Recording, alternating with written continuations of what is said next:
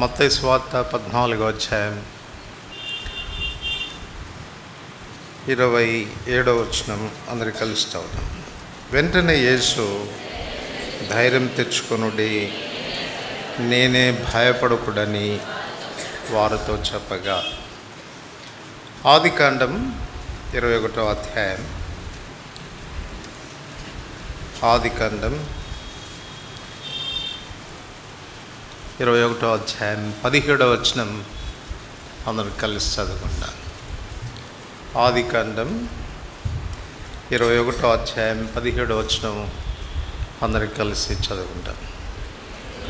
దేవుడు ఆ చిన్నవాని మొరను వినెను.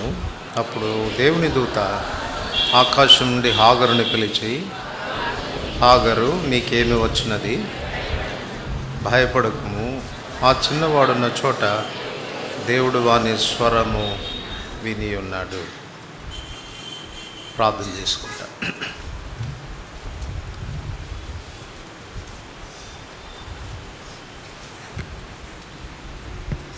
ప్రేమగలిగిన తండ్రి, యేసు ప్రభువారి శ్రేష్టమైన నామమున మీ పాదముల చెంత కనపడడానికి ప్రభు దినాన్ని ఇచ్చిన ఆధిక్యతను బట్టి వందములు. యాకోబు వలె దయగల తండ్రి, ఆప్తులను పోగొట్టుకొని అరణ్యవాసిగా అంధకారంలో దిక్కుతోచని స్థితిలో మరణ భయం చేత పీడింపబడుచున్న నన్ను జ్ఞాపకం చేసుకొని మధ్యవర్తి అయిన ఆకాశానికి భూమికి మధ్యన వేయబడిన నిచ్చెన వలె ఉన్న రక్షకుని గూర్చిన ప్రత్యక్షత ఇచ్చి మీ చెంతకు చేరడానికి, మీ ద్వారా అంగీకరించబడటానికి నాడలు కూడా మీరు చూపిన మీ కృపలను బట్టి వందనాలు. నన్ను ఆదుకున్న దేవుడవు, ఆదరించిన దేవుడవు, అభయం ఇచ్చిన దేవుడవు, వాగ్దానం ఇచ్చిన దేవుడవు, మీ నిత్య సంకల్పంలోనికి నన్ను నడిపించిన వాడవు. అందును బట్టి స్తుతిస్తూ ఉంటున్నాను. ఈ మధ్యాహ్నం మరొకసారి మీ బలను సమీపించక పూర్వం వాక్య వెలుగులో మా జీవితాలు పరిశీలన చేసుకోవటానికై మీరు ఇస్తున్న చక్కటి అవకాశాన్ని బట్టి వందనాలు. మేము కూడి వచ్చి లాభదాయకంగా చేయము ప్రభా. నేనైతే కేవలం నిష్ప్రయోజకమైన దాసులను, మీరు నాకు సహాయపడకపోతే నేను ఏమి చేయచాలని, ఒక మాటైనా పలకలేనని నా నిస్సహాయ స్థితిని తెలియచేసుకుంటూ మీ పైన ఆధారపడుతూ ఉంటుండగా నన్ను ఖాళీ చేయము, మరుగు చేయము, మీ ఆత్మతో నింపుము, మీ నూతన అభిషేకమును దయచేయము. నా నోట మీ మాటలుంచి పలుకుటకు వాక్శక్తిని ప్రసాదించము. చేరి వచ్చిన ప్రజలు మీ ద్వారా సంధించబడుదురుగాక, మీ ద్వారా తాకబడుదురుగాక. అట్లు ప్రభావం మీ సన్నిధి నుంచి ఆశీర్వదించబడి మేము వెళ్ళగలిగినట్లు మమ్మల్ని సిద్ధపరచు. మీ బలను సమీపించక మునుపు ఆ రీతిగా మమ్మల్ని మేము సరిచేసుకున్నటకై మా నిజ జీవితాలను చూపించే అర్థం లాంటి మీ వాక్యాన్ని మా ఎదుట ఉంచుము.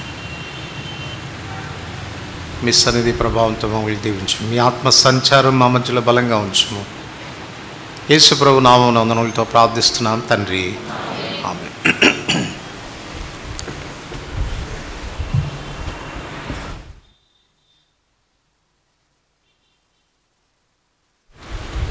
మత్తయి సువార్త 14వ అధ్యాయం 27వ వచనం. మత్తయి సువార్త 14వ అధ్యాయం 27వ వచనం. వెంటనే యేసు ధైర్యం తెచ్చుకొనుడి, నేనే, భయపడకుడని వారితో చెప్పగా.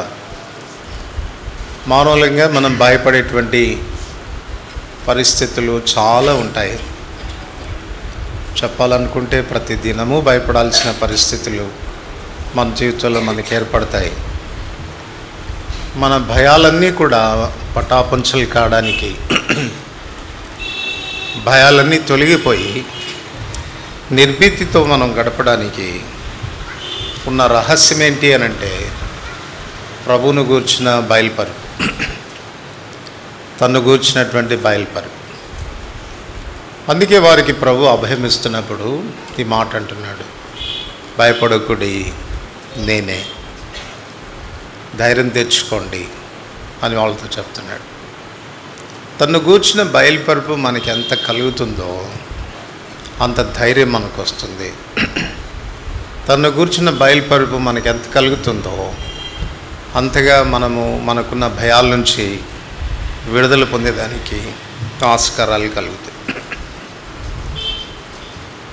మన వ్యక్తిగతమైన జీవితంలో చాలా పర్యాలు భయంతో కూడిన పరిస్థితులు మనం కొని తెచ్చుకోవటానికి కారణం ఏంటంటే మన స్వయంకృతాపరాధమే అని చెప్పుకోవచ్చు. చాలా పర్యాలు మన పొరపాట్లే, మన బలహీనతలే, మన అవివేకపు పనులే మనల్ని భయపడే పరిస్థితులకు తీసుకుని వెళ్తాయి. దేవుని చిత్తం యొక్క కేంద్రంలో నిలిచి ఉండి ఆయన మనల్ని పరీక్షించేటువంటి సమయంలో కూడా మనం భయపడే పరిస్థితులు వస్తాయి. కానీ దేవుని చిత్తం యొక్క కేంద్రంలో ఉండి ప్రభు పరీక్షించేటప్పుడు వచ్చే భయాలు మనకు నష్టదాయకంగా ఉండవు, మనకు కీడు కలిగించవు. అవి మన మేలు కొరకే అవి మలచబడతాయి. కానీ మన అవివేకంతో, అజ్ఞానంతో, పొరపాట్లతో మనం తెచ్చుకునేటువంటి భయాలు కొంతవరకు మనల్ని ఇబ్బంది పెడతాయి. అయినా వాటి నుండి కూడా ప్రభు మనల్ని విడిపించడానికి సమర్థుడైన దేవుడు. అటువంటి పరిస్థితుల నుండి కూడా ఆయన మనల్ని ఆదరించగలడు, ధైర్యపరచగలడు. ఇక్కడ మనం గమనించి చూస్తే హాగరు యొక్క జీవితంలో తాను వెళ్తూ వచ్చినటువంటి పరిస్థితులు మనం చూడవచ్చు. హాగరు తాను అబ్రహాం ఇంటి నుంచి వెళ్ళగొట్టబడింది. తన ఏకైక కుమారుడు, తనకు దిక్కులు ఎవరు కూడా లేరు. ఉదయకాలం విన్నట్టుగా ఇప్పుడు తన జీవితం అరణ్యమైపోయింది. తన భవిష్యత్తు కానీ తన పిల్లవాడి భవిష్యత్తు కానీ ఆశాజనకంగా ఏమీ కనపడటం లేదు. ఏం జరుగుతుందో అన్నటువంటి భయం తన్ను ఆవరించి ఉంది. ఇలాంటి భయాలు మనల్ని ఆవరించినప్పుడు మన ప్రతిస్పందనలు ఎలా ఉంటాయి, మనం ఇంకా ఎంత ఎక్కువగా దేవుని నుంచి దూరం అవుతూ ఉంటామన్నది హాగరు జీవితం ద్వారా మనం నేర్చుకోవచ్చు. ఇది హాగరు జీవితంలో రెండవ పర్యాయం అబ్రహాం ఇంటి నుంచి తాను బయటికి రావటం. 16వ అధ్యాయంలో ఒక పర్యాయం ఆ రీతిగానే జరిగింది. 16వ అధ్యాయంలో తాను బయటికి రావడానికి గల కారణం ఏంటి అనంటే, ఒకప్పుడు తను దాసిగా ఉన్నింది. షారాయి తనకు పిల్లలు కలగపోవటం చూచి అబ్రహాముకు హాగరునిచ్చింది. హాగరు ఎప్పుడైతే తాను గర్భవతి అయినది అని తెలుసుకుందో, అక్కడ రాయబడినటువంటి మాట ఏంటంటే, తన యజమానురాలు తన దృష్టికి నీచమైనదిగా కనపడిందంట. ఇంగ్లీష్ బైబిల్లో అయితే షీ డిస్పైజ్డ్ హర్ మిస్ట్రెస్ అని రాయబడింది. తృణీకరించింది, తన యజమానురాలని తృణీకార భావంతో చూచింది. చాలా పర్యాలు దేవుడు మనల్ని ఆశీర్వదిస్తున్నప్పుడు, దేవుడు మనల్ని ఒక స్థాయిలోనికి తీసుకుపోతున్నప్పుడు మన వెనకటి చరిత్రను మనం చాలా పర్యాలు మర్చిపోతూ ఉంటాం. ఎటువంటి స్థితిలో నుంచి మనం వచ్చాం, ఏ స్థాయిలో ఉండగా దేవుడు మనల్ని కనికరించాడు. ప్రస్తుతము మనకున్న స్థాయి ఉన్నపాటున ఉట్టిపడింది కాదు. ఆయా అంచెలుగా మనం ప్రభు మీద ఆధారపడే కొలది ఆయన మనల్ని ఆశీర్వదిస్తూ వచ్చాడు. కనుక ఏ పరిస్థితుల్లో కూడా మన వెనకటి స్థితిని మనం మర్చిపోకూడదు. అది మనల్ని దీనులుగా ఉంచుతుంది. ఏ స్థాయిలో నుంచి వచ్చామో ఆ స్థాయిని మనం గుర్తుపెట్టుకోగలిగితే మనం ఏమాత్రం అతిశయపడకుండా గర్వపడకుండా ఉండేదానికి అది దోహదపడుతుంది. కానీ హాగరు తాను ఒక దాసి అని, ఇంకో మాటలో చెప్పాలంటే తాను బానిస అన్నటువంటి విషయాన్ని కూడా మర్చిపోయింది. మనకు తెలుసు బైబిల్ కాలంలో బానిసలైనటువంటి వారికి రైట్స్ ఉండేవి కావు, హక్కులు ఉండేవి కావు, వారికి పౌర హక్కులు ఉండేవి కావు. బానిసల్ని ఒక వస్తువులాగా చూసేవాళ్ళు. ఇప్పుడు మన ఇంట్లో ఒకవేళ ఎంత ఖరీదు పెట్టైనా ఒక వస్తువును కొనుక్కుంటే దాన్ని పాడు చేసే అధికారం మనకుంటుంది. నా వస్తువుని నేను పాడు చేసుకుంటున్నప్పుడు నువ్వు ఎందుకు దాన్ని పాడు చేస్తున్నావు, నీ మీద కేసు పెడతాము అని నన్ను ఎవడు బెదిరించడానికి వీలు లేదు. నా వస్తువు అది, నా ఇష్టం. దాన్ని వాడుకుంటాను, లేదా దాన్ని పగలగొడతాను, దాన్ని కాల్చి పడేస్తాను, ఏమైనా చేసుకుంటాను. ఎవరు నన్ను అడగటానికి వీల్లేదు. ఎందుకంటే ఆ వస్తువుకి ఏ హక్కు లేదు. అది పోయి మొర పెట్టుకోవడానికి బానిసలను ఆర్తిగా చూసేవాళ్ళు. కానీ అబ్రహాం ఇంటిలో బానిసగా చేర్చబడిన ఈ హాగరు అంచెలంచెలుగా తన స్థితి ఎదుగుతూ వచ్చింది. ఇప్పుడు ఆల్మోస్ట్ అబ్రహాముకు భార్య అయినంత పని అయింది. అది తన జీవితంలో గర్వాన్ని తీసుకొచ్చింది. ఆ గర్వమే తన యజమానురాలను తాను తృణీకరించేటట్టుగా చేసింది. అందుచేత తాను ఇంటి నుంచి వెళ్ళగొట్టబడాల్సినటువంటి అవసరత ఏర్పడింది. ఇప్పుడు చూడండి, దూత కనపడి వెంటనే ఏమంటున్నాడు? 16వ అధ్యాయం, ఆదికాండం 16వ అధ్యాయం, ఆదికాండం 16వ అధ్యాయం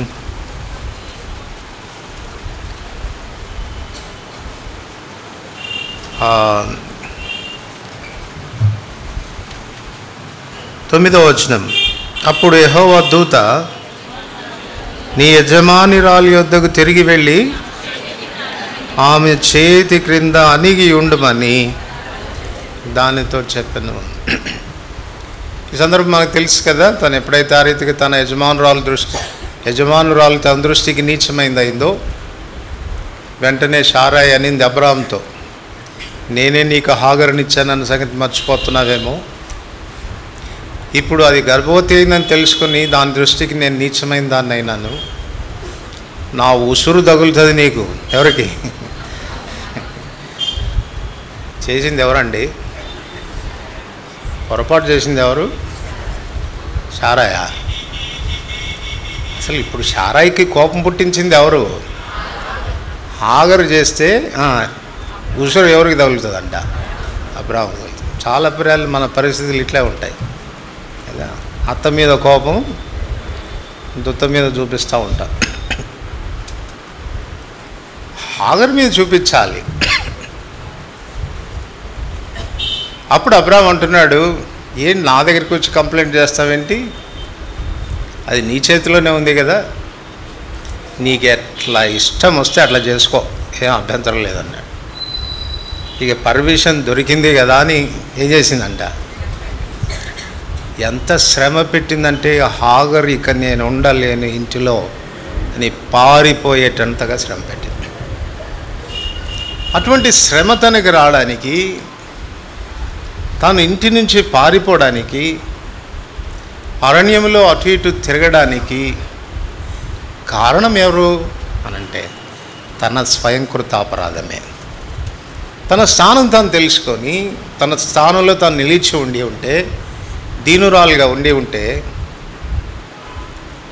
దేవుడు తను కనికరించుండేవాడు. ఏ స్థాయిలో ఉండేదో మనం చెప్పుండేవాళ్ళం కాదు. అయితే ఇక్కడ ఒక పని జరిగింది చూడండి, 11వ వచనం. మరియు యెహోవా దూత, ఇదిగో యెహోవా నీ మొరను వినెను. కష్టం వచ్చినప్పుడే మనకు వస్తుంది. ఏమొస్తుంది? ప్రార్థన కదా. ఇప్పుడు దిక్కుతోచని పరిస్థితుల్లో ఎక్కడికి పోవాలో తెలియలేదు, యజమానురాల దగ్గర తిరిగి వెళ్ళలేదు. ఇటువంటి పరిస్థితుల్లో తాను దేవునికి మొరపెట్టిందట. ఇప్పుడు దూత వచ్చి అంటున్నాడు, నీ మొర చేరిందమ్మా దేవుని దగ్గరికి, అందుకే దేవుడు నన్ను పంపించాడు. అసలు నిన్ను అడుగుతున్నాను, చెప్పు, ఎక్కడి నుంచి వస్తున్నావు, ఎక్కడికి పోవాలనుకుంటున్నావు అంటే ఆమె చెప్పింది, నా యజమానురాలు దగ్గర నుంచి నేను పారిపోతాను. ఇప్పుడు సొల్యూషన్ ఏంటి, నీ సమస్యకి విరుగుడు ఏంటంటే రెండే విషయాలు. నిన్ను నువ్వు తగ్గించుకో, వెనకకి తిరిగి వెళ్ళు, నీ యజమానురాలి చేతి క్రింద అణిగి ఉండు, నీ సమస్యకు పరిష్కారం అయిపోతుంది. దూత చెప్పిన మాట విన్నది, విశ్వసించింది, తన పొరపాటును తాను తెలుసుకుంది, తిరిగి తాను ఇంటికి వచ్చింది.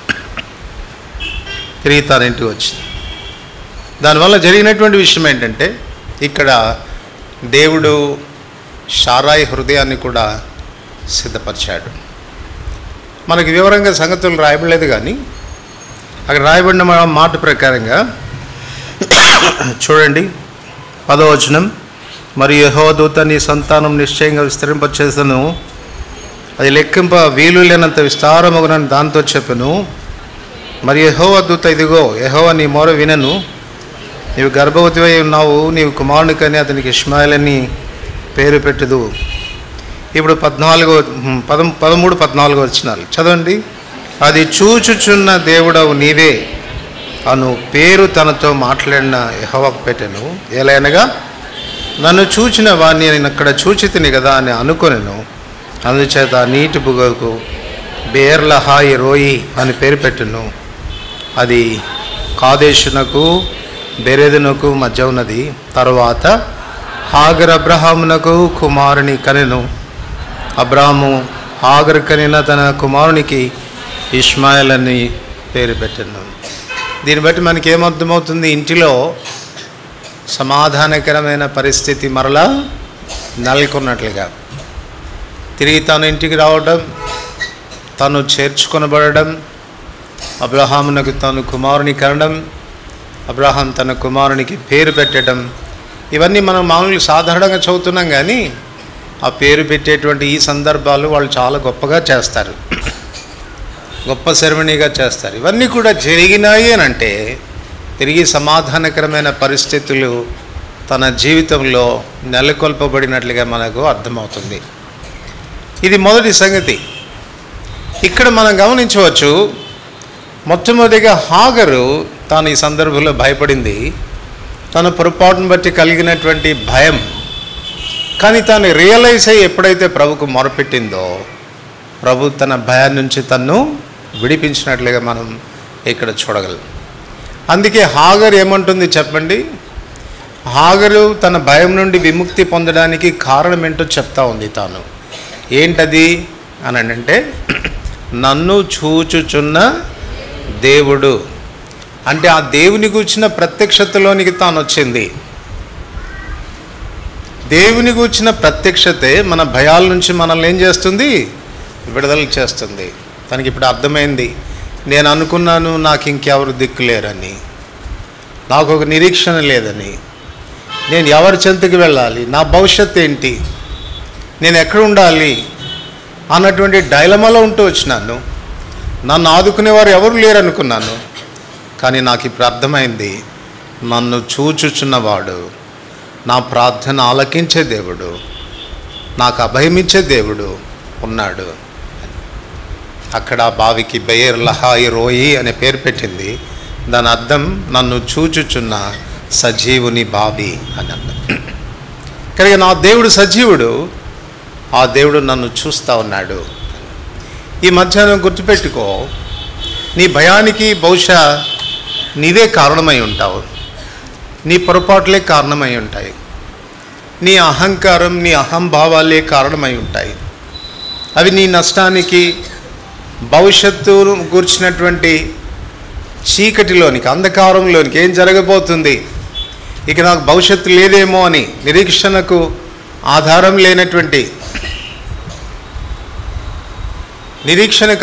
లేనటువంటి పరిస్థితులు బహుశా నీ జీవితంలో కలిగి ఉండవచ్చు.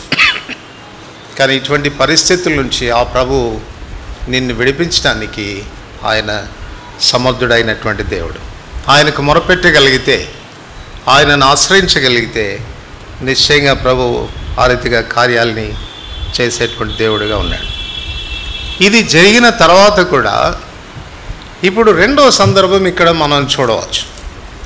ఆదికాండం 21వ అధ్యాయంలో, ఆదికాండం 21వ అధ్యాయంలో ఇక్కడ మరలా తాను వెళ్ళగొట్టబడుతున్నట్లుగా మనం చూస్తాం. ఈ సందర్భము ఎలా జరిగింది అని అంటే 21:8-10 వచనాలు కలిసి చదువుతాం. ఆ పిల్లవాడు పెరిగి పాలు విడిచెను. ఇస్సాకు పాలు విడిచిన దినమందు అబ్రహాము గొప్ప విందు చేసెను. అప్పుడు అబ్రహామునకు ఐగుప్తురాలైన హాగరు కనిన కుమారుడు పరిహసించుట శారా చూచి, ఈ దాసిని దాని కుమారుని వెళ్ళగొట్టుము. ఈ దాసి కుమారుడు నా కుమారుడైన ఇస్సాకుతో వారసుడై ఉండడని అబ్రహాంతో అనెను. కనుక ఇక్కడ మనం సందర్భం చూస్తే ఇక్కడ పొరపాటు ఎవరిది చెప్పండి? ఇష్మాయేలు ఇస్సాకును చూచి ఏం చేశాడంట? పరిహసించాడంట. ఇష్మాయేలు ఇస్సాకును చూచి పరిహసించాడు. మనం ఎలాంటి వాళ్ళము? మన లక్షణాలన్నీ కూడా మన పిల్లలకు వస్తూనే ఉంటాయి కదా. మన లక్షణాలు మన పిల్లలకు వస్తూ ఉంటాయి. ఇంకా మాటలు చెప్పాలంటే మనల్ని మనం మన పిల్లల్లో చూసుకోవచ్చు. మనల్ని మనం మన పిల్లల్లో చూసుకోవచ్చు. కొన్నిసార్లు వాళ్ళని మీద కోపాడుతూ ఉంటాం. ఎక్కడి నుంచి వచ్చినాయిరా నీకు ఈ లక్షణాలన్నీ అని. ఎక్కడి నుంచి వస్తాయి చెప్పండి? పాపం ఎక్కడి నుంచి వస్తాయి? పాపం వాళ్ళు మన రక్తాన్ని పంచుకొని పుట్టినటువంటి వాళ్ళు. మనమే వాళ్ళకు వారసత్వంగా ఇచ్చాం. మనమే వారసత్వంగా ఇచ్చాం. కనుక అక్కడేమో హాగరు పొరపాటు చేసింది, ఇక్కడ ఇష్మాయేల్ పొరపాటు చేస్తూ ఉన్నాడు. ఇస్సాకును చూచి పరిహసించాడు. అందువల్ల తాను వెళ్ళగొట్టబడాల్సినటువంటి పరిస్థితులు ఏర్పడ్డాయి. దాని ఫలితం ఏమైంది? బహుశా ఎందుకు ఇష్మాయేలు తను పరిహసించి ఉంటాడు చెప్తారా? ఇష్మాయేలు ఇస్సాకును పరిహసించడానికి కారణం ఏమై ఉండవచ్చు అని అంటే, బహుశా అసూయ తనకు కలిగిందేమో. ఎందుకంటే ఇస్సాకు పాలు విడిచిన దినాన అబ్రహాము మామూలు విందు కాదు, గొప్ప విందు చేశాడు. బహుశా వీడికి చెప్పిందేమో వాళ్ళమ్మ, ఒరేయ్ నీకు మీ నాయన ఇట్లా చేయలేదురా అని.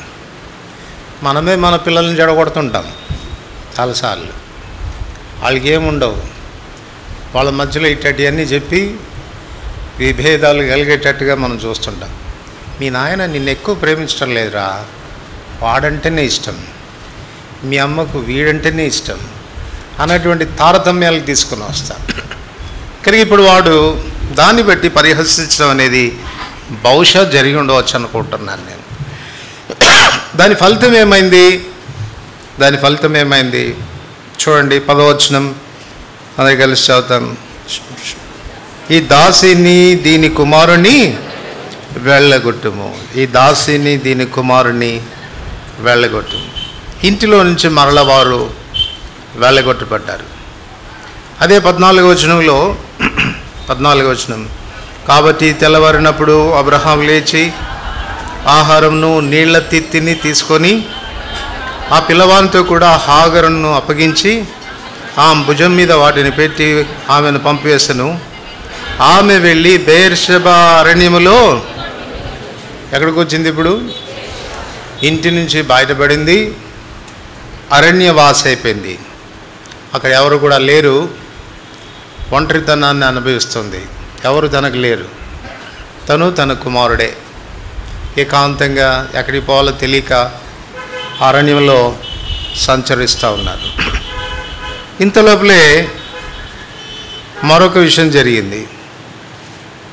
15వ వచనం, ఆ తిత్తిలోని నీళ్లు అయిపోయిన తర్వాత, తిత్తిలోని నీళ్లు, ఆహారం ముందే అయిపోయింది, ఏదో నీళ్లు ఉన్నాయిలే పర్వాలేదు అనుకుంటే తిత్తిలోని నీళ్లు కూడా అయిపోయినాయి. అంటే స్కేర్సిటీ, కొరత తన జీవితంలో ఏర్పడింది. మొదట వెలగొట్టబడింది, ఇప్పుడు అరణ్యవాసిగా చేయబడింది. ఏకాంతం, ఎవరు లేరు, సహవాసాన్ని కోల్పోయింది. మూడవది చాలా కొరతలోనికి వచ్చింది. తినటానికి తిండి లేదు, కనీసం త్రాగడానికి నీళ్లు కూడా లేని పరిస్థితికి వచ్చింది. 15వ వచనం 16వ వచనం, ఆ పిల్లవాని చావు నేను ఫియర్ ఆఫ్ డెత్, మరణ భయం తనకు కలిగింది. నా పిల్లవాడు చనిపోతాడేమో, వాడు చనిపోతాడు, ఇంకా కొన్ని రోజులైతే నేను కూడా చనిపోతాను అనేటువంటి భయం తనకు వచ్చింది. వీటన్నిటికీ కారణం ఏంటి? ఎవరు దీనందరికీ కారణం అంటే వారిలో ఉన్నటువంటి నైజమే, వారిలో ఉన్నటువంటి పాపము. అందుకే మనం చాలా చాలా జాగ్రత్త పడాల్సినటువంటి అవసరం ఉంది. మనం ఇతరుల మీద కూడా అసూయ పడకూడదు, ఇతరుల మీద కూడా మనం అసూయ పడకూడదు. ఆ అసూయ మన నష్టానికే కారణం కావచ్చును. వీడు పరిహసిస్తున్నప్పుడు వాడు ఏమనుకుని ఉండొచ్చు? బహుశా సాధారణంగా ఎవరిని పరిహరిస్తారు?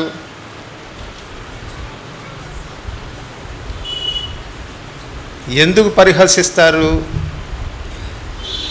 పరిహసించడము అని అంటే అర్థం ఏంటంటే లోపాలని ఎత్తి చూపించడం కదా, వాళ్ళల్లో ఉన్నటువంటి బలహీనతలను ఎత్తి చూపించడం.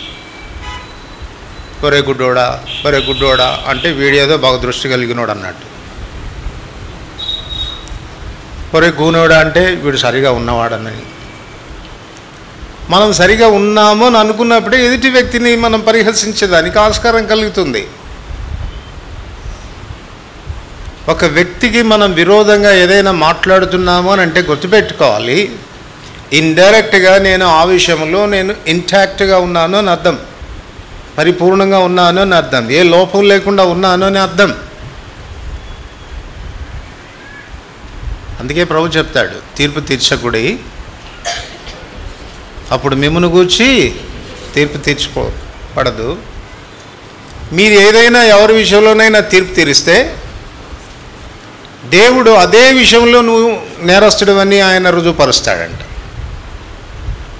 ఇది చాలా భయం కల్పించేటువంటి మాట. మనం ఎవరినన్నా వరే దొంగోడు అన్నాం అనుకో, రేపొద్దున్న నువ్వే దొంగోడు అని దేవుడు రుజువు చేస్తాడంట. నువ్వు ఏ విషయంలో ఎవరిని తీర్పు తీర్చినా అదే విషయంలో ఆ నేరస్తుడివే నువ్వు అన్న విషయాన్ని రుజువుపరుస్తాడంట. అందుకొరకు తీర్పు తీర్చకుండా ఉండు, అప్పుడు నువ్వు తీర్పులోనికి రావండి. కనుక స్వయంకృతాపరాధం, వాళ్ళు చేసుకున్నటువంటి వారి పొరపాట్లే, వాళ్ళ బలహీనతలే వారు ఇలాంటి దయనీయమైనటువంటి స్థితిలోనికి నడిపించినాయి. ఇటువంటి పరిస్థితుల్లో చాలా పర్యాలు మన జీవితంలో కలిగేటువంటి ఈ పాప ఫలితాలు, మన స్వయంకృతాపరాధాల వలన కలిగేటువంటి నష్టాలు మన వ్యక్తిగతమైన జీవితాన్ని రియలైజ్ చేసుకునే దానికి బదులు అసలు ఎందుకు నాకు ఈ గతి వచ్చింది, ఈ స్థితి నాకు రావడానికి కారణం ఏంటి అన్నటువంటి పాజిటివ్ దృక్పథంలో చూసేదానికి బదులుగా చాలా పర్యాలు మనం నెగిటివ్ కోణంలోనికి వెళ్ళిపోతూ ఉంటాం. అది మన జీవితాల్లో మరింత ఆత్మీయమైనటువంటి నష్టంలోనికి మనల్ని నడిపించేదిగా ఉంటుంది. హాగర్ జీవితంలో తాను ఈ సత్యాన్ని గుర్తించడం లేదు, ఈ నష్టం రావడానికి కారణం ఏంటి అన్న విషయాన్ని తాను ఆలోచించడం లేదు. అందువల్ల జరిగిన మొదటి నష్టం ఏంటి అని అంటే 15వ వచనం, ఆ తిత్తిలోని నీళ్ళు అయిపోయిన తర్వాత ఆమె ఒక పొద క్రింద ఆ చిన్నవారిని పడవేసి అంటే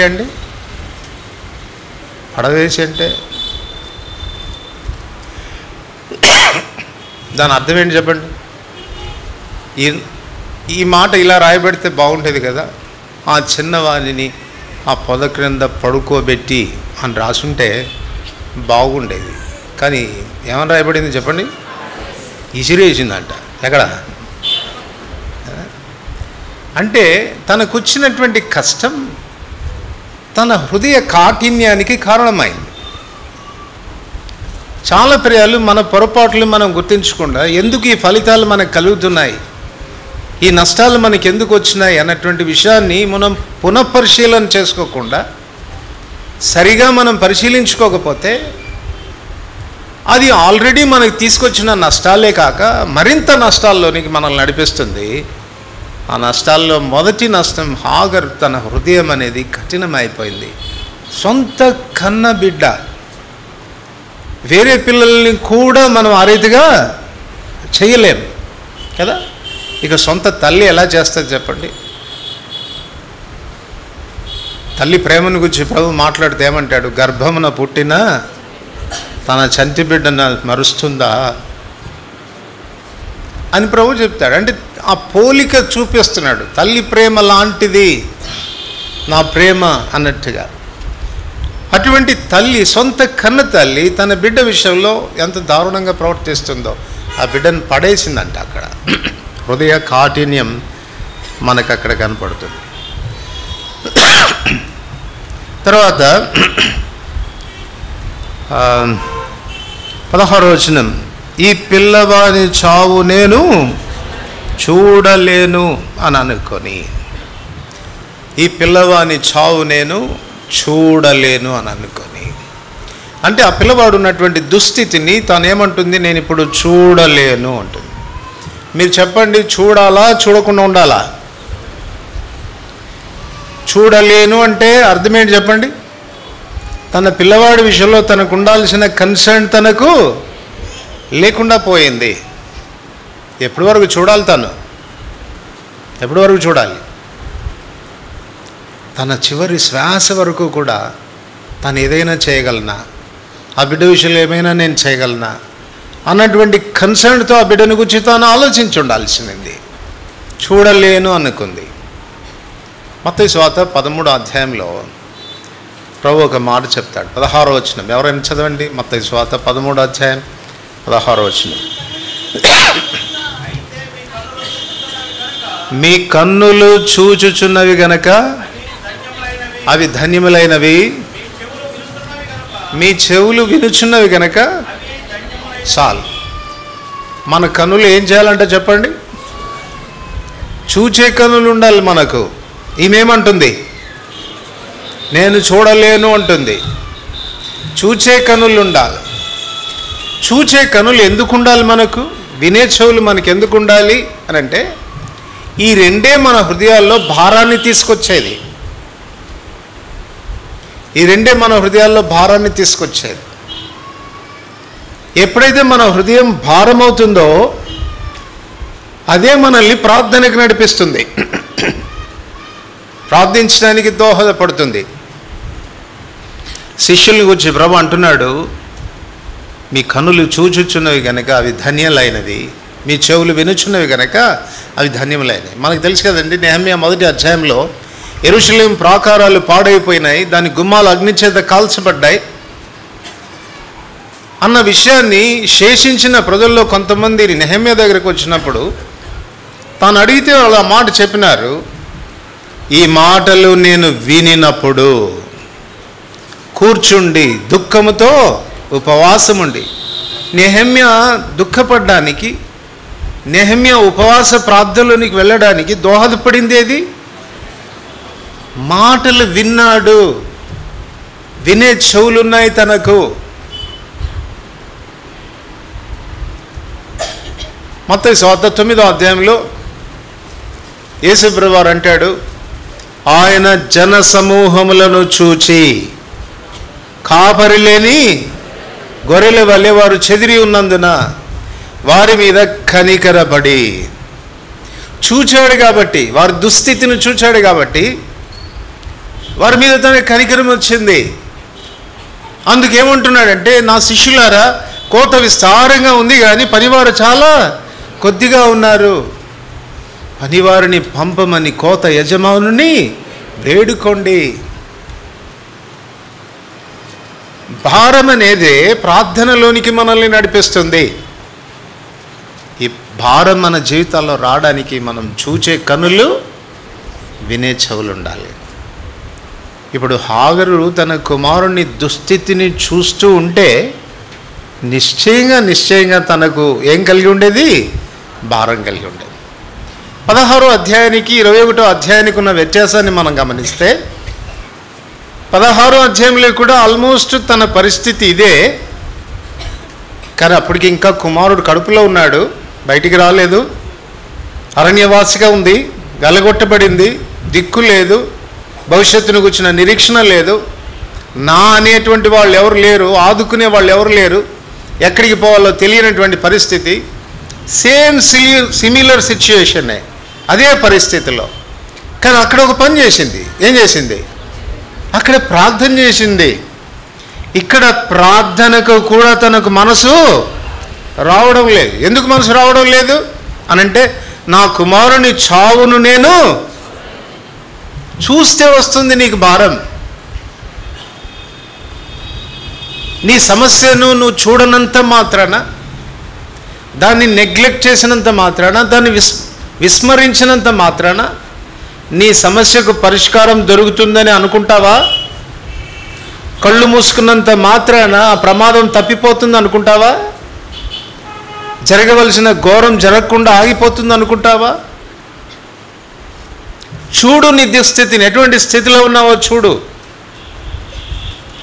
అది చూస్తే కానీ నీకు ఏం చేయాలో నీకు తోచదు. అప్పుడు ప్రభు మీద నువ్వు ఆధారపడేదానికి ఆస్కారం అనేది కలుగుతుంది. కనుక ఇప్పుడు ఈమె మొదటిగా తన హృదయాన్ని కఠినపరుచుకుంటుంది. తన పిల్లవాడిని క్రింద పడేసింది. ఆ పిల్లవాడి చావును నేను చూడలేను అని అనుకుంది. మూడవది 16వ వచనం, ఆ పిల్లవాని చావు నేను చూడలేను అనుకుని వింటి దూరము వెళ్ళి అతనికి ఎదురుగా కూర్చుండెను. వింటి దూరం వెళ్ళి ఇప్పుడు ఏం చేస్తుంది చెప్పండి? సమస్యకు తాను దూరం అయిపోతుంది. సమస్యకు తాను దూరం అవుతుంది. సమస్యకు తాను దూరం అవుతుంది. కానీ ఏం చేసి ఉండాలి చెప్పండి? మనకు తెలుసు కదా, 1 కొరింథీ 10వ అధ్యాయం 13వ వచనంలో ప్రభు చెప్తాడు, మీరు శోధింపబడు దానికంటే ఎక్కువగా నేను మిమ్మను శోధింపబడనీయను. దేవుడు నమ్మదగిన వాడు. అయితే శోధనతో పాటు తప్పించుకునే మార్గం కూడా తెలియజేస్తాడు. శోధనతో పాటు అనంటే శోధన ప్రక్కనే ఉంటుంది ఏది? తప్పించుకునే మార్గం. ఇప్పుడు ఈమె దూరంగా వెళ్ళిపోతుంది అంటే అర్థమేంటి చెప్పండి? తప్పించుకునేటువంటి మార్గానికి దూరంగా వెళ్ళిపోతా ఉంది. నీ సమస్య దగ్గరే నువ్వు నిలబడితే, నీ సమస్యను నువ్వు చూడగలిగితే, పరిశీలనగా చూడగలిగితే సొల్యూషన్ పక్కనే ఉంటుంది. ఎక్కడో మనం వెతుక్కోవాల్సిన అవసరం లేదు. ఎందుకంటే మన దేవుడు ఎంత దయగలిగినటువంటి దేవుడు అంటే, అవి మన బుద్ధిహీనతను బట్టి తెచ్చుకున్నటువంటి కష్టాలైనా, మన అవివేకాన్ని బట్టి, మన అపరాధములను బట్టి, మన అతిశయాలను బట్టి మనం తెచ్చుకున్నటువంటి కష్టాలైనా వాటి నుండి మనం తప్పించుకోవడానికి ప్రభు వెంటనే పక్కనే ఏం చేస్తాడు? మార్గాన్ని కలగజేస్తాడు. దానిని మనం చూడాల్సినటువంటి అవసరం ఉంది. సమస్యకి ఏదో మనం దూరంగా వెళ్ళిపోతే దానికి పరిష్కారం దొరుకుతుందని చెప్పి మనం అనుకోకూడదు. మనకు తెలుసు కదండి, నయోమి బెత్లెహేములో సమస్య వచ్చింది. ఏమనుకుంది చెప్పండి? దూరంగా పోతే సమస్యకు పరిష్కారం అవుతుంది అనుకుంది. అందుకే బెత్లెహేమును వదిలిపెట్టి మోయాబు వరకు పోయింది. ఏం జరిగింది చెప్పండి? ఏం జరిగింది?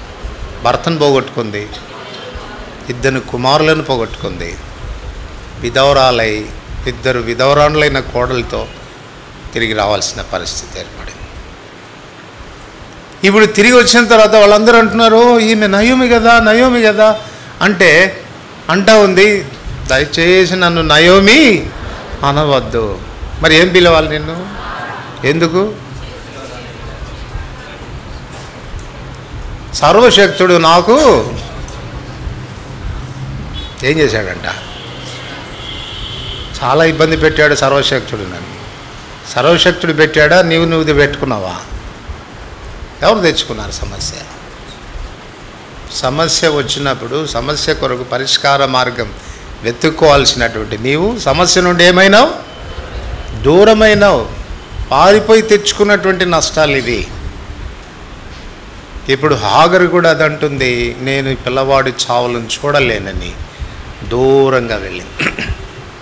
నాలుగోది తనేం చేస్తుందంట, దూరంగా వెళ్ళి వింటివేత దూరం వెళ్ళి అతనికి ఎదురుగా కూర్చుండెను. ఆమె ఎదురుగా కూర్చుండి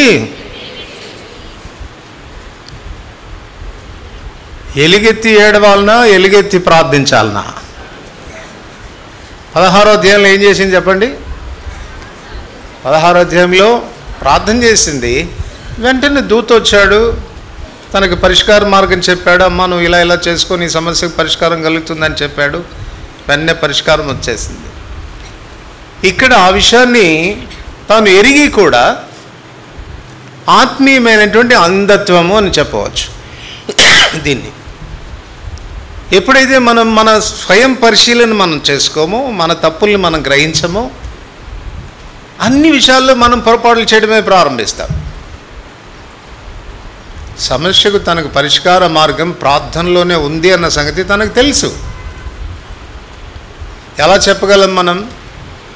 ఆదికాండం 14వ అధ్యాయం.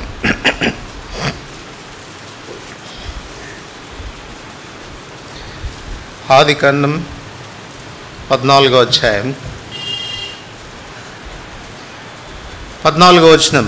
అబ్రాము తన తమ్ముడు చెరపట్టబడినని విని తన ఇంట పుట్టి అలవర్చబడిన 318 వెంట పెట్టుకొని దాను మట్టుకు రాజులను. అబ్రహాము ఇంటిలో ఉన్నటువంటి దాసులను అబ్రహాము ఏం చేస్తూ వచ్చాడు చెప్పండి? అబ్రహాము తర్బీదిస్తూ వచ్చినాడు. ఏ విషయంలో తర్బీదు? వాళ్ళు గొప్ప వీరులైనారు, యుద్ధశూరులైనారు. 4 రాజుల మీద వాళ్ళు యుద్ధాన్ని చేసి విజయాన్ని సాధించారు. కేవలం 318 మంది. అంటే ఎంత యుద్ధశూరులై ఉంటారు. 18వ వచనం, 18వ అధ్యాయం 19వ వచనం. 18వ అధ్యాయం 19వ వచనం. ఎట్లనగా యెహోవా అబ్రాహామును గూర్చి చెప్పినది అతని కలుగు చేయనట్లు తన తర్వాత తన పిల్లలను తన ఇంటి వారును నీతి న్యాయములను అనుసరించచ్చు యెహోవా మార్గమును గైకొనుటకు అతడు వారికి ఆజ్ఞాపించినట్లు నేను అతన్ని ఎరిగి ఉన్నాను. అబ్రహాం ఇంటిలో ఎంత డిసిప్లిన్ ఉండేది మనకి ఇక్కడ అర్థమవుతుంది. తన దాసులైన వారిని కూడా వదిలిపెట్టలా. తన ఇంటిలో ఉన్నటువంటి వారందరూ కూడా, అప్పటికి ఇంకా అబ్రహాముకు పిల్లలు కలగలేదు. కేవలం తన ఇంటిలో ఉన్నటువంటి దాసులు, ఆ దాసులకు పుట్టినటువంటి ఆ పిల్లలు, వాళ్ళని తన సొంత కుమారులుగా తన సొంత ఇంటి వారినిగా ఎంచి యెహోవా మార్గాన్ని వారికి బోధిస్తూ వచ్చాడు. దేవుని వాక్యాన్ని వాళ్ళకి బోధిస్తూ వచ్చాడు. రోమా 10వ అధ్యాయం 17వ వచనం మనందరికీ బాగా తెలుసు. వినుట వలన విశ్వాసం కలుగును, వినుట క్రీస్తును గురించిన మాట వలన కలుగును. కనుక దేవుని వాక్యము ప్రార్థన వారికి నేర్పించాడు. అందుకే వాళ్ళు విశ్వాస వీరులైనారు. అట్లాంటి విశ్వాస వీరుల కుటుంబంలో పుట్టింది హాగరు. తనకు తెలుసు, వాక్యం తెలుసు, తనకు ప్రార్థన తెలుసు. అందుకే 16వ అధ్యాయంలో సమస్య రాగానే ప్రార్థన చేసి ప్రార్థనకి జవాబు పొందింది. ఇప్పుడు ఏమైంది ఆ సంగతి? ఆ విశ్వాసం ఏమైంది? ఇప్పుడు అదే ప్రార్థనను తన అభ్యాసం చేసి ఉండాల్సింది. ఏడ్చేదానికి బదులుగా మనం చేసే పని కూడా అంతే కదండి. సమస్య రాగానే ఏడుస్తామా, ప్రార్థన చేస్తామా? మనమేం హాగర్ కంటే బెటర్ ఏం కాదు కదా. కాకపోతే హాగర్ ఎలుగెత్తి ఏడిచింది, మనం కుమిలి కుమిలి ఏడుస్తాం అంతే. ఎవరికి తెలియకుండా చాలా జాగ్రత్తగా ఏడుస్తాం. ఏంటి అట్టున్నావంటే లేదు లేదు బాగానే ఉన్నాను అంటాం, కానీ లోపల మాత్రం కుమిలిపోతూ ఉంటాం. నీ జీవితంలో నువ్వు ఎరుగుదువా? ఎందుకు నీ జీవితంలో భవిష్యత్తుని గురించిన భయం? ఎందుకు నిరాశాజనకమైన జీవితం? ఎందుకు మరణ భయం? నీ సమస్యకు పరిష్కారం దొరకదేమో అన్నటువంటి ఎందుకు అనుమానం నీకు? దేవుని ప్రత్యక్షత నీ జీవితంలో లేకపోవటము, తను కూర్చున్నటువంటి ప్రత్యక్షత, తను ఎవరోను ఎరిగితే, కంప్లీట్గా ఎరిగితే ఆయన మీద ఆధారపడడం అనేది మనం నేర్చుకుంటాం. ఇటువంటి పరిస్థితుల్లో దూత ప్రత్యక్షమయ్యాడు. దూత ప్రత్యక్షమై 16వ అధ్యాయంలో దూత ఏమీ హాగరును తిట్టలేదు. హాగరుని ఏమంటాడంటే, అమ్మా నీ పెట్టిన మొర వినపడింది అని చెప్పాడు. కానీ ఇక్కడికి వచ్చేసరికి దూత అంటున్నాడు, హాగరు నీకేమి వచ్చినది? నీకేమి వచ్చినది అనేది ఎలా తీసుకుంటారు మీరు? ఎలా తీసుకుంటారు? నీకేమి వచ్చింది? నేను ఇంగ్లీష్లో కూడా తర్జుమాలో చూశాను. ఇంగ్లీష్ తర్జుమాలో భావం ఎట్లుందంటే, ఏ రోగం పీడిస్తుంది నిన్ను అనింది. ఏ రోగం పీడిస్తుంది నిన్ను కదా. మనకు కూడా కోపం వచ్చినప్పుడు, కోపం వస్తే అంటాం, ఏం రోగం వచ్చిందరా నీకు, అట్లా ఏడుస్తున్నావు అంటారు కదా. హాగరు ఏమొచ్చింది నీకు రోగం? చాలాసార్లు ప్రభు మనల్ని ఇలా అనాల్సి వస్తుంది. మనం ఏడ్చేది చూసి ఆయనకి మొరపెట్టకుండా కుమిలిపోతూ ఉంటే చూసి చూసి చూసి అంటాడు, ఏమొచ్చిందే నీకు, ఏం రోగం వచ్చింది, ఎందుకు ఏడుస్తున్నావు అట్లా. కొన్నిసార్లు ప్రభు మనల్ని ఆదరించడానికి, మనల్ని సరిచేయడానికి ఆయన మనకిచ్చే గద్దింపులు కూడా మనకు శ్రేయస్కరమైనవి. ఆయన తిట్టాడని అనుకుంటాం, కానీ ఆ తిట్లు కూడా మనకు చాలా శ్రేయస్కరం. ఆ గద్దింపులే లేకపోతే మనం సరిగా. యోబు గ్రంథంలో ఈ మాట చదువుతాం మనం. చూడండి, యోబు గ్రంథం 5వ అధ్యాయం 17వ వచనం. యోబు గ్రంథం 5వ అధ్యాయం 17వ వచనం. దేవుడు గద్దించు మనుషుడు ధన్యుడు, కాబట్టి సర్వశక్తుడగు దేవుని శిక్షను. దేవుడు గద్దించు మనుషుడు ఏమవుతాడంట? ధన్యుడు అవుతాడు. దేవుడు ఒకవేళ గద్దించకపోతేనే మనం ఆలోచించుకోవాలి. నిన్ను ఒకవేళ ఆయన కోప్పడుతున్నాడా, నిన్ను గద్దిస్తున్నాడా, అయితే నిన్ను ప్రేమిస్తున్నాడని గుర్తుపెట్టుకో. ఆయన గద్దింపులు నిన్ను ధన్యతలోనికి నడిపిస్తాయి, ఆశీర్వాదంలోనికి నిన్ను నడిపిస్తాయి. ఆదికాండం 14వ అధ్యాయంలో మనం చదువుకుందాం. ఆదికాండం 18వ అధ్యాయంలో కూడా మనం చదువుకున్నాం. అబ్రహాము ఏం చేస్తూ వచ్చాడంటే వారిని ఆజ్ఞాపిస్తూ వచ్చాడు అని మనం చదువుతాం. ఒక మాటలో చెప్పుకోవాలనంటే వాళ్ళకి బుద్ధి చెప్పాల్సి వచ్చినప్పుడు ఎట్లా ఉన్నాడు అబ్రహాం చెప్పండి? ఎలా ఉన్నాడు? He was like a commander, సైన్యాధిపతిలాగా, ఆజ్ఞాపించేటువంటి వ్యక్తిలాగా తానంటూ వచ్చినాడు. అందుచేతనే వారి వ్యక్తిగతమైన జీవితంలో వారు విశ్వాస వీరులయ్యేదానికి ఆస్కారం అనేది కలిగింది. రెండవది, ఒకవైపు నీకేమి వచ్చింది అని గద్దిస్తూనే రెండో వైపు అంటున్నాడు భయపడకము. ఒకవైపు వారి పొరపాట్లను బట్టి గద్దిస్తూనే మరొక వైపు ఆయన ఆదరణ వారికి కలుగుతుంది.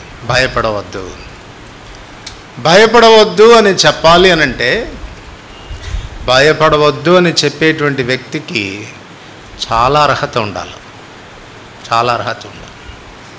చూడండి, ఒక వ్యక్తి అప్పుడే నీళ్ళలో పడ్డాడు, మునిగిపోతున్నాడు. రక్షించండి రక్షించండి అని కేకలేస్తున్నాడు. బహుశా నువ్వే అక్కడ ఉన్నావు, ఏం భయపడవద్దు అన్నావు అనుకో, అంటే వాడికి ధైర్యం వస్తుందా? నీకే ఈత రాదు, నువ్వు అక్కడ గట్టు మీద నిలబడి ఏం భయపడవద్దు అని అంటే ఏం ధైర్యం వస్తుంది చెప్పండి? ఒకవేళ గజ ఈతగాడు ఉన్నాడు అనుకోండి, వాడు చెప్పాడు అనుకో భయపడవద్దు అని, కొంచెం నిరీక్షణ ఉంటుంది. పర్వాలేదు 2 సార్లు మునిగినా పర్వాలేదు, ఏం చేస్తాడు? గజ ఈతగాడు తీసుకొస్తాడు బయటికి. మన ప్రభు భయపడవద్దు అని చెప్తున్నప్పుడు ఏ విషయంలో ఆయన భయపడొద్దని చెప్పినా కూడా ఆయన మీద మనం భరోసా ఉంచవచ్చు. అది నీ సమస్య ఏదైనా కావచ్చు, అది ఆర్థిక సంబంధమైన సమస్య కావచ్చు. ఆయన ఒకవేళ భయపడవద్దు అని చెప్తే నమ్ముదాన్ని. నీ ఆర్థిక సంబంధమైన అవసరతను తీర్చడానికి ఆయన ఐశ్వర్యవంతుడు. రోగంతో భయపడుతున్నావా? చచ్చిపోతానన్న భయం కలుగుతా ఉందా నీకు? వ్యాధిని బట్టి భయం ఉందా? ఆయన భయపడవద్దు అని చెప్తే నమ్ముదాన్ని. నిన్ను స్వస్థపరిచే శక్తి ఆయనకు ఉంది. ఊరికే భయపడొద్దని ఆయన చెప్పడు. హీఈస్ కేపబుల్ గాడ్, సామర్థ్యం కలిగినటువంటి వాడు. నీ సమస్య ఏదైనా దాన్ని పరిష్కారం చేయడానికి సమర్థుడైనటువంటి వాడు. ఆయన భయమిస్తే గుడ్డిగా ఆయన మీద ఆధారపడవచ్చు. దేనికి నువ్వు భయపడాల్సిన అవసరం లేదు.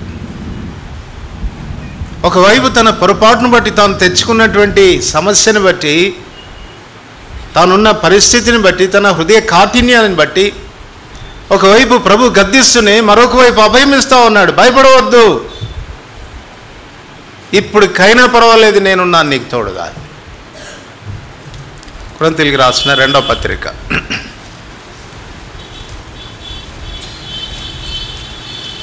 కొరింథీయులకు రాసిన 2వ పత్రిక 1వ అధ్యాయం 3వ వచనం. అందరికి కలిసి చదువుదాం. కనికరం చూపు తండ్రి, సమస్తమైన ఆదరణను అనుగ్రహించు దేవుడు, మన ప్రభువైన యేసుక్రీస్తు తండ్రి అయిన దేవుడు స్తుతింపబడును గాక. గాడ్ ఆఫ్ ఆల్ కంఫర్ట్స్, సమస్త ఆదరణకు కర్త అయినటువంటి దేవుడు. సమస్త ఆదరణ అంటే నీ సమస్య ఏదైనా కావచ్చు, ఆ సమస్యల్లో నిన్ను ఆదరించగలిగిన వాడు సమస్త ఆదరణకర్త. కనుక ఈ పరిస్థితుల్లో దేవుడు నన్ను ఆదరిస్తాడా, ఈ సమస్యకు పరిష్కారం చూపిస్తాడా అని అనుమానించాల్సిన అవసరము లేదు. రోమిలికి రాసిన పత్రిక 15వ అధ్యాయం, రోమిలికి రాసిన పత్రిక 15వ అధ్యాయం 4వ వచనం. అందరికి కలిసి చదువుతాం. ఏలైనగా ఓర్పు వలనను లేఖనముల వలని ఆదరణ వలనను. చాలు. లేఖనముల వలని ఆదరణ అంటే అర్థం ఏంటి? ఆయన మాటల వలన ఆదరణ అని అర్థం. భయపడకుము అని ఆయన నోటి నుండి వచ్చిన మాట వలనైనా ఆదరణ. కనుక ఆయన ద్వారా తప్ప మనకు ఆదరణ ఇంకెక్కడ కూడా దొరకదు. కొన్నిసార్లు మనం కూడా ఆదరిస్తూ ఉంటాం, ఏం భయపడద్దు ఏం భయపడద్దు అంటుంటాం, కానీ మనకే లోపల భయం ఉంటుంది కదా. వ్యాధిగ్రస్తులై ఇప్పుడు రేపు ప్రాణం పోయేటట్టుగా ఉందన్న వాళ్ళ దగ్గరికి పోయి ఏం భయపడద్దు అని చెప్తాం. మళ్ళీ వచ్చేటప్పుడు అనుకుంటాం పోతాడేమో వీడని కదా, మనకే భయం ఉంటుంది. కానీ మన ప్రభు అలాంటి వాడు కాదు. సమస్త ఆదరణకు కర్త అయినటువంటి వాడు. ఏ సందర్భంలోనైనా ఆదరించగలడు మనల్ని. అందుకే ఆయన కానీ భయపడొద్దు అని చెప్పాడు అంటే నమ్ముదాన్ని. ఆయన వాక్కు సత్యమైనది. లేఖనముల వల్లనే నీకు ఆదరణ కలుగుతుంది.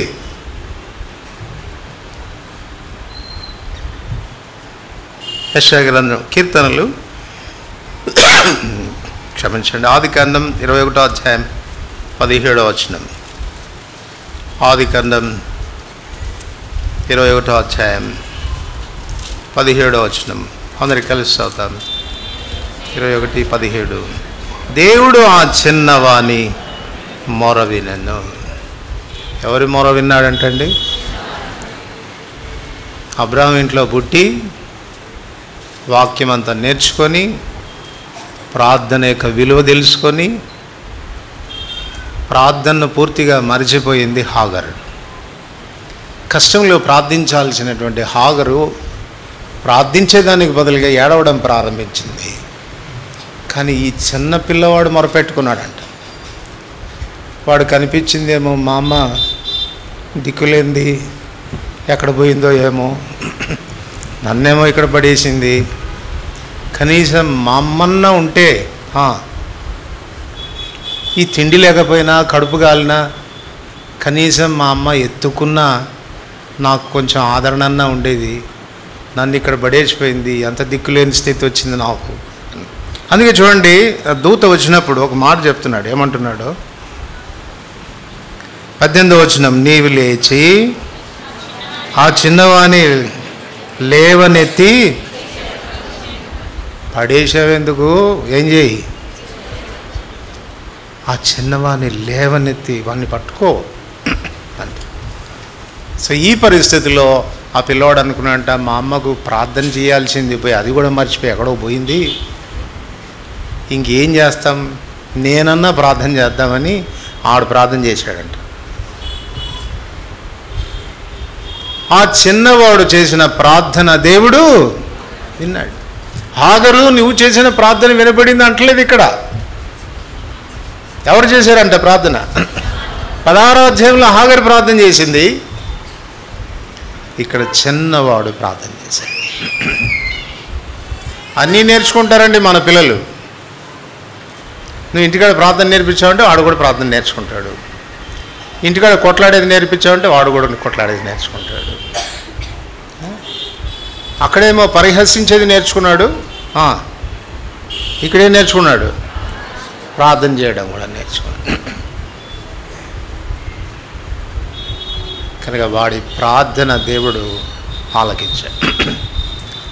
65వ కీర్తన 2వ వచనం, ప్రార్థన ఆలకించువాడా సర్వ శరీరులు నీతకొచ్చింది.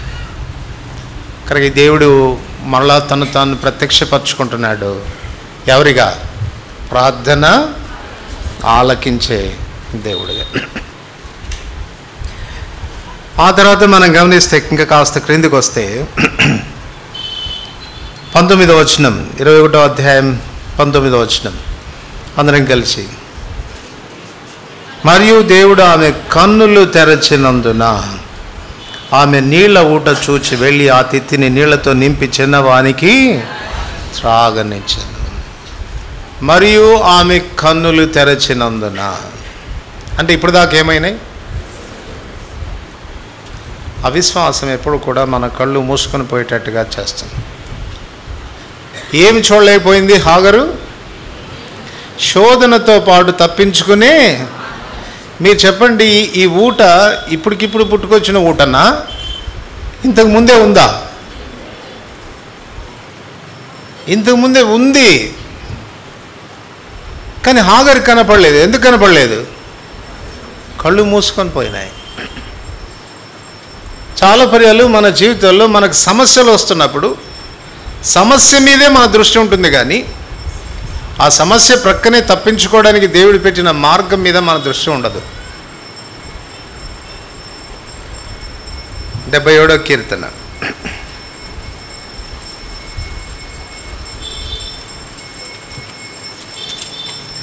77వ కీర్తన 19-20 వచనాలు అందరికి కలుస్తారు. నీ మార్గం సముద్రంలో ఉండెను, నీ త్రోవలు మహాజలములో ఉండెను, నీ అడుగు జాడలు. ఎందుకు? ఆయన త్రోవలు సముద్రాల్లో ఉన్నాయి, ఆయన అడుగు జాడలు కూడా సముద్రంలో ఉన్నాయి, కానీ ఏం కాలేదంట, గుర్తింపబడకై ఉండెను. అందుకే ఏడిచారు వాళ్ళు, మాకు ఐగుప్తులో సమాధులు లేవని ఇక్కడికి తీసుకొచ్చావా? కారణం ఏంటి? ప్రభు అరిగింటే ముందుగా నడిచి వెళ్ళాడు, సముద్రం గుండా వెళ్ళిపోయాడు, ఆయన అడుగు జాడలు సముద్రంలో పడ్డాయి, తప్పించుకునేటువంటి మార్గం అనేది ఉంది. కానీ ఎప్పుడైతే మనం వెలిచూపుని బట్టి నడుచుకుంటామో, పరిస్థితుల వైపు చూస్తామో, అది మన విశ్వాస నేత్రాల్ని మూసివేస్తుంది. విశ్వాసం అంటే అర్థం ఏంటి? నిర్వచనం ఏంటి? అదృశ్యమైనవి ఉన్న వంటకు రుచివైంది. అదృశ్యమైన వాటిని చూచే కన్నులు అని చెప్పచ్చు విశ్వాసం అంటే. నీ ప్రభువు నీ జీవితంలో జోక్యం చేసుకొని నీ సమస్యకు చూపుతున్న పరిష్కార మార్గాల్ని చూడగలిగిన కన్నులు నీకున్నాయా? లేక ఎంతసేపు నీ సమస్య మీద నీ దృష్టి ఉందా? దేని మీద దృష్టి పెడుతున్నావు? ఎప్పుడు దాకైతే మన సమస్య మీద మనం దృష్టి పెడతామో మనకు ఏడిపే, మనకు బాధే, మనకు దుఃఖమే. కానీ ఆ సమస్య నుంచి పరిష్కారం ప్రభు ప్రక్కనే సిద్ధపరిచాడు. దాన్ని చూడగలిగితే నీకు విడుదల కలుగుతుంది. దాని నుంచి తప్పించుకొని రావచ్చు. ప్రభు ఆమె కన్నులు తెరచినందున ఇప్పుడు కళ్ళు తెరిచినప్పుడు ఆ ఊట తనకు కనపడింది. తన సమస్యకు పరిష్కారము దొరికింది. అంతేకాదు 20వ వచనం, ఆదికాండం 21వ అధ్యాయం 20వ వచనం అందరికి కలిసి చదువుతాం. దేవుడు ఆ చిన్నవానికి తోడయుండెను, అతడు పెరిగి పెద్దవాడై ఆ అరణ్యంలో కాపురముండి విలుకాడాయను. హాగరు తన కుమారుని యొక్క భవిష్యత్ జీవితం విషయంలో భయపడుతూ వచ్చింది. ఈ అరణ్యంలో నా కుమారునికి తోడెవరు? ఈ అరణ్యంలో నా కుమారుడు ఎలా ఎదుగుతాడు? కనీసం తినటానికి తిండి లేదు, త్రాగడానికి నీళ్లు లేవు. నా కుమారుని యొక్క భవిష్యత్ జీవితం ఏంటి అని ఆందోళన పడుతున్నటువంటి హాగరుకు దేవుడు కనపడటం మాత్రమే కాక, అభయం ఇవ్వడం మాత్రమే కాక, ఆదరించడం మాత్రమే కాక, తన ప్రార్థనలకు జవాబు ఇవ్వడం మాత్రమే కాక,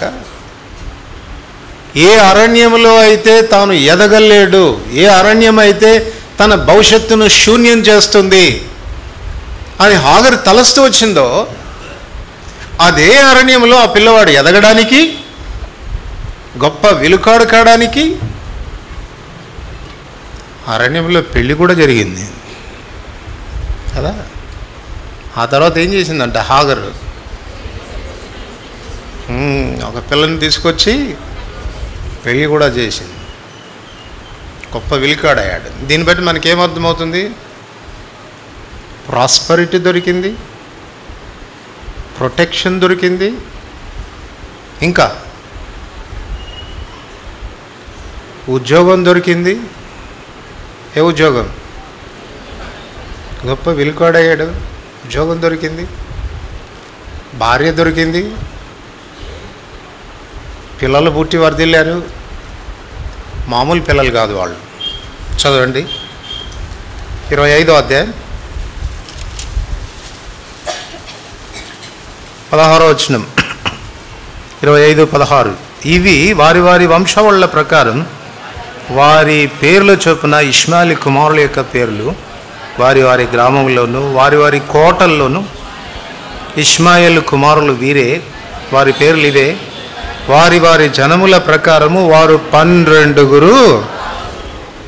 ఎవరంట వాళ్ళు? ఎవరు సంతతి? ఇష్మాయిల్. ఏ ఇష్మాయిల్ చచ్చిపోతాడేమో అని భయపడింది. ఈ అరణ్యంలో దిక్కెవరని భయపడింది. ఈ అరణ్యంలో తిండి ఎక్కడ దొరుకుతుందని భయపడింది. ఇక చావే గతి, వీని చావుని నేను చూడలేనని దూరంగా పోయి ఏడ్చింది హాగరు. అదే ఇష్మాయిల్ జీవితం ఎంత ఆశీర్వాదకరంగా దేవుడు మలిచాడో మనం చూస్తే, ఆ దేవుని మీద మనం ఎంత ఆధారపడవచ్చో మనకి ఇక్కడ అర్థమవుతుంది. పరిస్థితులు అనుకూలంగా ఉండాల్సిన అవసరం లేదు. నువ్వు వర్ధిల్లేదాని కొరకు, నువ్వు ఆశీర్వదించబడేదాని కొరకు, నువ్వు దీవించబడేదాని కొరకు, ఉన్నత స్థాయిలోనికి నువ్వు రావడానికి, ఇక్కడైతే నేను ఆశీర్వదించబడలేను అని చెప్పడానికి దేవునికి అవన్నీ కూడా ఏం అక్కరలేదు. నువ్వు ఉండేది అరణ్యమైనా అక్కడ కూడా దేవుడు నిన్ను ఆశీర్వదించగలడు. అదే అబ్రాహాముతో దేవుడు వాగ్దానం చేసింది. ఈ దాసిని దాని కుమారుని వెళ్ళగొట్టు అని శారాయి అంటుంటే అది అబ్రహాముకు చాలా దుఃఖం కలుగజేసింది. దేవుని దగ్గరికి వెళ్ళి ప్రార్థన చేశాడు, ప్రభువా ఏంటి శారాయి ఇలా మాట్లాడుతుంది అని అంటే, శారాయి చెప్పినట్టుగానే విను అబ్రహామా, వెళ్ళగొట్టు, కానీ వాడు కూడా నీ కుమారుడు కాబట్టి వాని కూడా నేను ఆశీర్వదిస్తాను అని చెప్పాడు. ఈ మధ్యాహ్నం నీ భయానికి కారణం ఏంటి చెప్పు? కొరతల, ఇబ్బందుల, సమస్యల, ఏకాంతమా, ప్రాణాపాయకరమైన పరిస్థితుల, నేను వర్ధిల్లలేను అనుకుంటున్నావా? భవిష్యత్తు నీకు శూన్యంగా అనిపిస్తూ ఉందా? ఎటువంటి పరిస్థితుల్లోనైనా నిన్ను ఆదుకోగలిగిన దేవుడు, అభయం ఇవ్వగలిగిన దేవుడు, భయపడవద్దు అని చెప్పగలిగిన దేవుడు, నువ్వు ఎదిగేటట్టుగా, వర్ధిల్లేటట్టుగా, ఆశీర్వదించబడేటట్టుగా, నీ జీవితం స్థిరపడేటట్టుగా చేయ శక్తిమంతుడు ఆయన. ఆయనను ఆశ్రయించగలిగితే, ఆయనకు మొరపెట్టగలిగితే, ఆయన నామాన ప్రార్థించగలిగితే, ఆయన మీద ఆధారపడగలిగితే ధన్యమవుతుంది. నేనే, భయపడవద్దు. హాగరు ఒకప్పుడు ఈయన సజీవుడైన దేవుడు, ఈయన చూచే దేవుడని పేరు పెట్టినటువంటి హాగరు ఆ దేవుని మర్చిపోయింది. తర్వాత ఆ దేవునికి ప్రార్థించడం మర్చిపోయింది. కానీ తన కుమారుడైనటువంటి ఇష్మాయేలు ప్రార్థన ఆలకించే దేవుణ్ణి ఆశ్రయించాడు, మేలు పొందాడు. ఈ రాత్రి నీ సమస్య ఏదైనా, ఎటువంటి అక్కర ఉన్నా, ఎటువంటి భయం నిన్ను వెంటాడుతున్నా, ఈయన సజీవుడని, ఆదుకునే దేవుడని, అభయమిచ్చే దేవుడని, వాగ్దానాల నుంచి వాటిని నెరవేర్చే సమర్థుడైన దేవుడని విశ్వసించి ఆయన మీద ఆధారపడగలిగితే నిశ్చయంగా నీ జీవితాన్ని ధన్యకరంగా చేస్తాడు. ఉచ్చ స్థాయిలో నిన్ను, నీ కుటుంబాన్ని కూడా నిలబెట్టగలడు. ప్రార్థన చేసుకుంటాం.